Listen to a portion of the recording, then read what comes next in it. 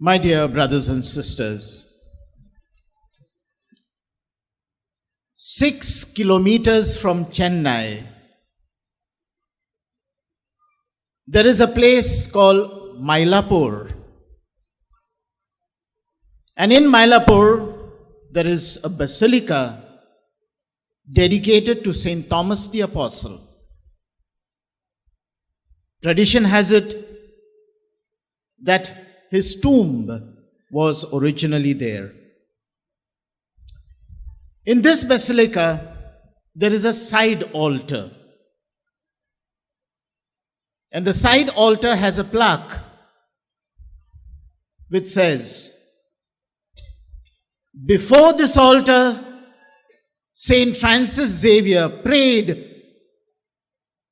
for a long time to discern the will of God. Should I remain in India?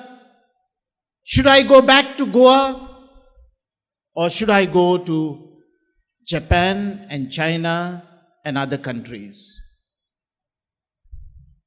Finally, Xavier decided to leave India and to bear witness to Jesus to other nations and peoples. My dear brothers and sisters, the theme this evening is, like Saint Francis Xavier, let us bear witness to Jesus.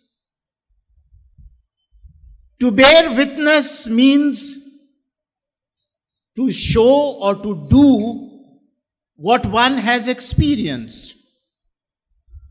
To bear witness means to live according to one's life experiences. So we ask ourselves this evening, as a follower of Jesus, how do I bear witness to the gospel values? First, I believe to bear witness, we must love Jesus passionately. Most of the paintings or statues of Francis Xavier have him portrayed.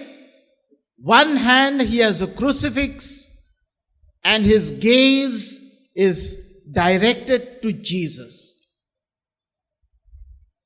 An aide of Francis Xavier, who was with him on the island where he died, says, every evening without fail, he would find Xavier on his knees with a crucifix in hand, transfixed on that image of Jesus. This was a scene every single day. So passionately was Francis taken up by Jesus. Today we ask ourselves, if I am to be a witness of Jesus, am I passionately in love with him? To be passionately in love with Jesus, what am I to do? In his apostolic exhortation, The Joy of the Gospel, Pope Francis spells out how we have to love Jesus. We can love Jesus when we love his word. When we immerse ourselves in God's word. Because the joy of the gospel fills the hearts and minds of all those who follow him. This joy of the gospel makes us to be passionately in love with him. And once we are passionately in love with Jesus, our lives are transformed. We are no longer the same. All sort of negativity, all sorts of judgments fade away because I am in love with Jesus. Nothing matters. I don't have to prove myself to anyone. I have not to prove my innocence or my sinfulness to anyone because I'm in love with him. A second way we can follow Jesus is by being instruments of healing. It is said that Francis Xavier, even during his lifetime, when he was alive, did a lot of miracles which are continued even till date. These miracles, these healings, became a very powerful weapon to help him to spread the gospel. I may not be that kind of a healer like Francis Xavier, but I can heal the wounds of division, of hatred, of revenge that I harbor in my life. I can give a kind word. I can give a listening ear to someone who just wants to share his pain.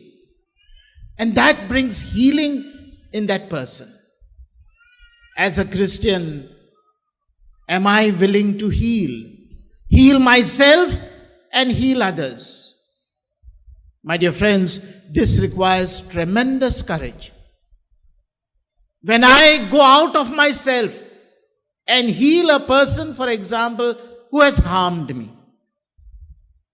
When I go out of myself and forgive a person who has injured me. That quality of discipleship will help me to radiate Christ. Another way I can be a witness is through my mission. These days, in our parishes in Goa, there is reconstitution of the parish pastoral council. You have standard answers from people. I will or I cannot take this task. It is not meant for me. I have no time. My dear brothers and sisters, we all have been given a mission. May not be like Francis Xavier, may not be like Mother Teresa or like Saint Joseph Vaz. Yet we have a mission which we can accomplish at our parish level. The parish is the first place where I accomplish the mission that God has given me. Can I give some of my talents? Can I join an association? Can I serve with the youth?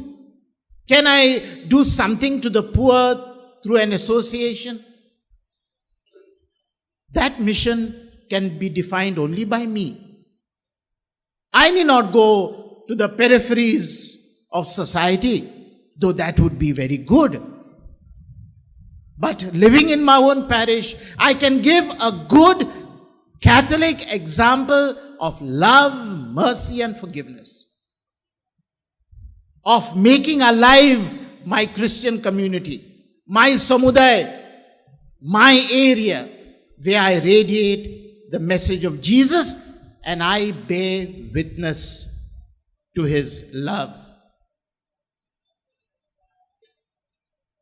In the first letter of St. Peter, chapter 3, verse 15, Peter writes, he says, always be prepared to give an answer to everyone who asks you the reason for your hope in him. Always be prepared to give an answer to everyone who asks you the reason of your hope. And the reason of my hope is Jesus. The reason of my life is Jesus. And when I give this answer, that Jesus is the center of my life, I bear witness to him. Amen.